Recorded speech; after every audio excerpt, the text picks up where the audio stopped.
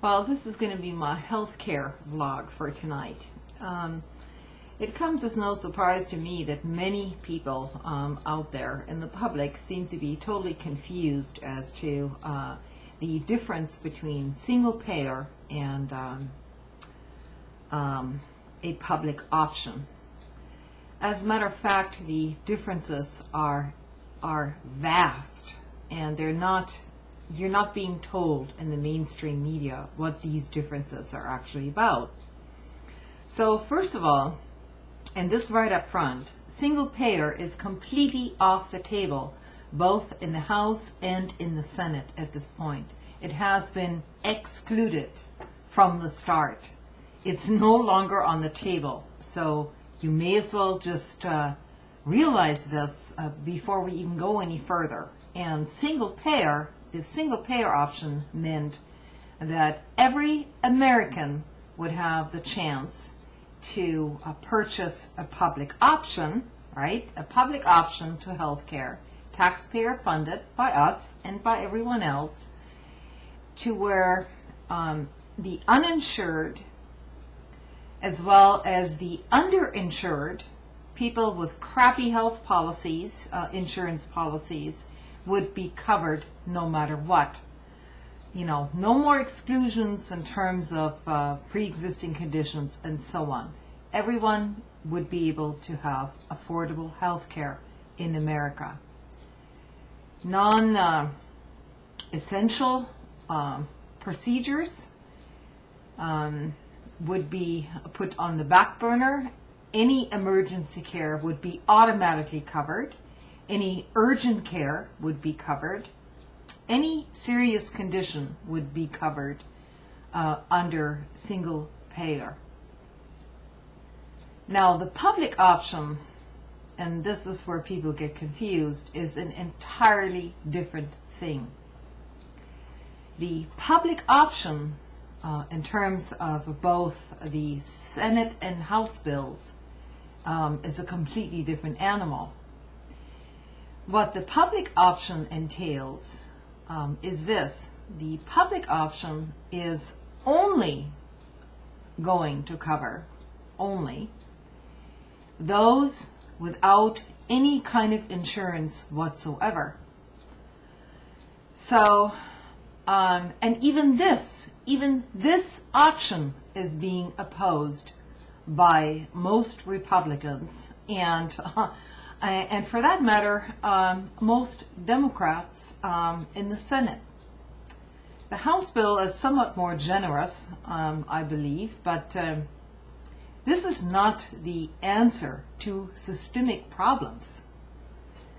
What it's going to amount to, and this is what the basically the Senate bill is working towards, is an even worse version of healthcare than what we have today, right now. In order for people who can't afford their own health insurance, either A, because they're not employees for corporations, in other words, they're unemployed, or B, they're too poor to afford anything, what is going to happen according to this bill, and this is even worse than the entire proposal proposed by the lobbyists from the insurance companies themselves, if you can believe this. This proposal goes so far as to say that even if you can't afford as a self-employed person or as somebody who is absolutely too poor to afford it, that you're going to be held liable and you're going to face a fine if you do not pay for this upcoming insurance bill, or rather option. So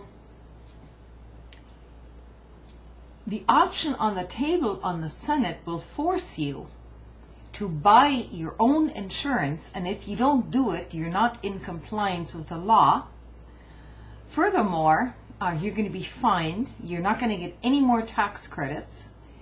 And the insurance companies, the big insurers, once again, are going to win the entire game. And it gets even worse. Not only are they winning the game, they're apt to make even more profits out of this entire bill. This is just completely unacceptable.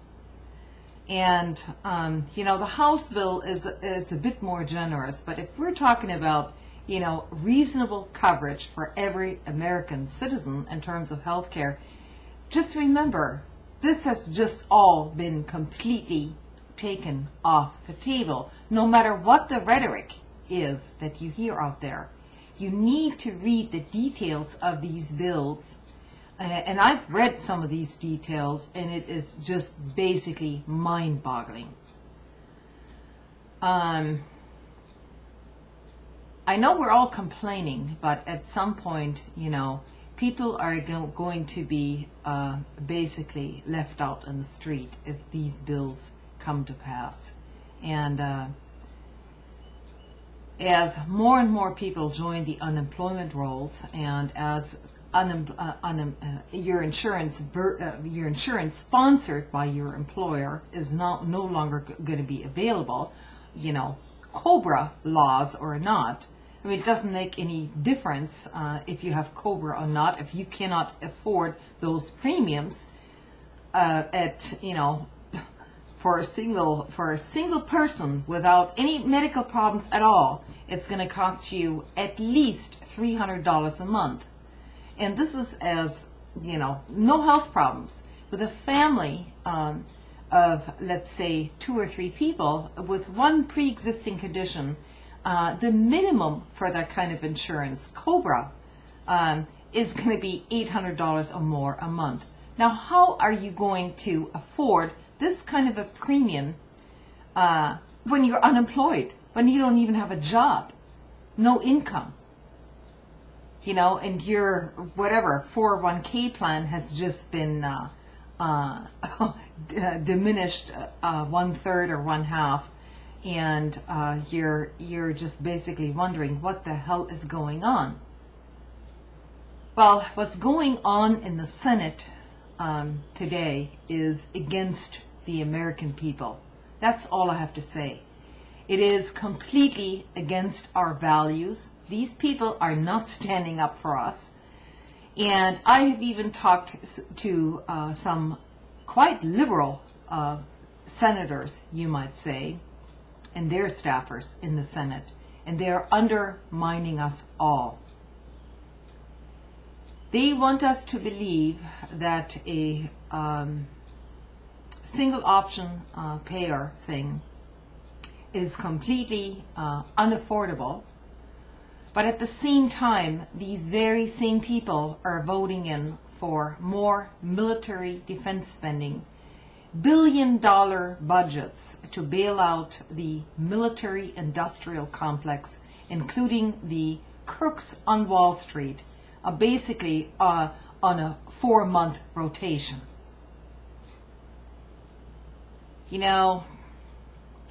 I really don't know what it's going to take for the American people to take to the streets. Some of us are looking to the Iranians today and saying, what the hell? This, if it continues in this kind of a underhanded debate, then nothing is going to change at all. And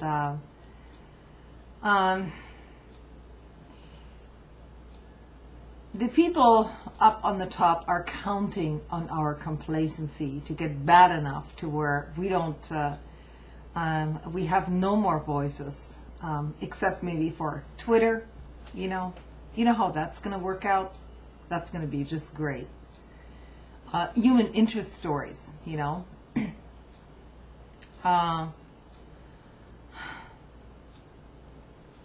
I simply don't know what else to say. I've done everything in my profession, where I work in nursing, in order to reverse this trend. But none of us can do it alone.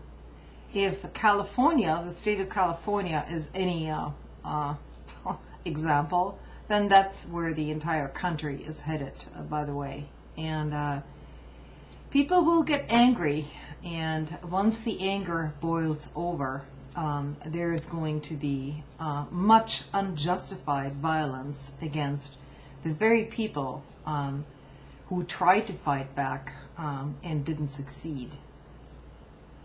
And it's all going to be a big mix-mash here.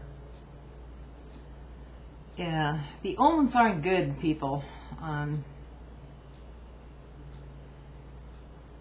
It's if this bill doesn't get through, if this is defeated, this universal health care thing is defeated in the United States, it's going to be dead for the next 10 years.